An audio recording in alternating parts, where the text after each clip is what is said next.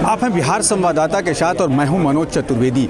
1999 में पाकिस्तान ने अपनी फिर से हरकत को दोहराई। कारगिल युद्ध हुआ, अटल बिहारी वाजपेयी जो हैं हमारे प्रधानमंत्री थे भारत के, और उस समय भी हमारे सैनिक शहीद हुए। आज कारगिल युद्ध में जो शहीद हुए उनकी विधवा हमारे साथ हैं, वीडियो हमारे साथ हैं। कारगिल में उस समय थे जी। तो जब आपको 1999 में जब आपको खबर लगी कि कारगिल युद्ध हुआ है, वो भी लड़ने के लिए गए हैं, तो मन में क्या सोचा आपने? उस वक्त तो सर बहुत दुख हुआ, बहुत दुख हुआ कि हम लोग एकदम पूरा देश के लिए लड़ाई किए, मगर जो भी हुआ सर हम लोग को तकलीफ़ आ गई, बहुत बड़ा तकलीफ़ आई।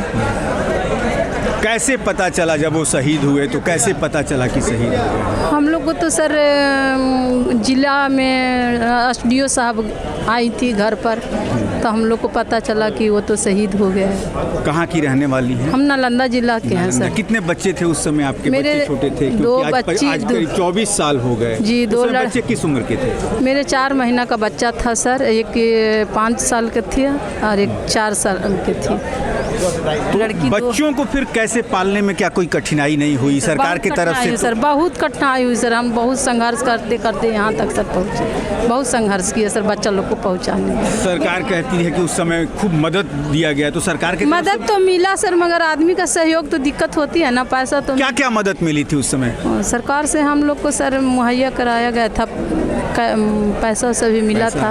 पेट्रोल पंप की उस समय बात जी, पेट्रोल पंप मिला था सर, मगर हम लोग लिए नहीं थे क्योंकि हम लोग बेसहारा थे, इसलिए हम लोग नहीं लिए सर। आज आपके हस्बैंड नहीं है, क्या कमी खलती है? कमी तो बहुत होती है सर, बहुत होती है सर। बेटियों की शादी हो गई? जी, बेटी की शादी हो गई सर। हो गई जी। तो ये कमी खलती है कभी कि वो रहते तो आज हैं? जी खलती तो है सर।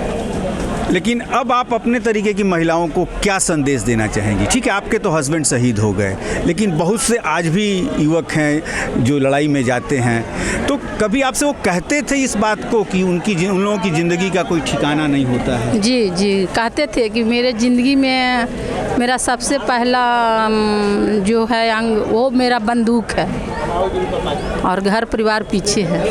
मेरा जो धरती के लिए, माता के लिए मेरा सबसे पहला बंदूक ही मेरा।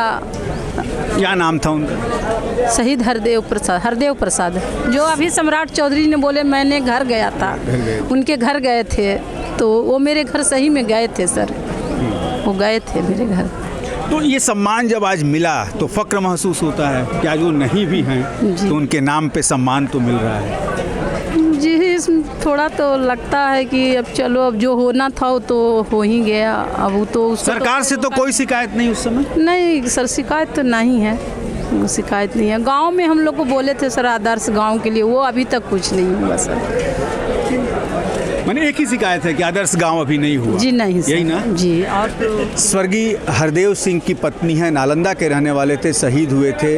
उस समय सम्राट चौधरी भी इनके गांव पहुंचे थे, और उस समय भी बोले सर, उस समय सरकार ने जितनी मदद करनी थी तमाम तरीके की मदद की। पेट्रोल पंप का भी ये हुआ था कि पेट्रोल पंप भी आपको दिया जाएगा, लेकिन उस पेट्रोल पंप को संभालने वाला कोई नहीं था। सिर्फ उस समय सरकार ने एक जो वादा किया था कि आदर्श गाँव स्वर्गीय हरदेव सिंह के गांव को बनाया जाएगा, वही नहीं बना है।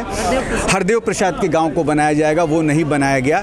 लेकिन जहां तक सम्राट जी ने आज फिर वादा किया कि यदि भाजपा की सरकार बनती है तो 2025 में निश्चित तौर पर उस गांव को आदर्श गांव बनाया जाएगा। लेकिन वैसे हरदेव प्रसाद को हमारे तरफ से भी सैल्यूट है, जो कहते थे ये बात कि पहला मेरा कोई अंग है, मतलब ये एक तरह से आप कह लीजिए कि पहली पत्नी उनकी बंदूक होती थी, कि पहला अंग मेरा बंदूक है, तभी आप मेरा परिवार है। ऐसे होते हैं हमारे भारत के सपूत। मैं मनोज चतुर्वेदी, पटना।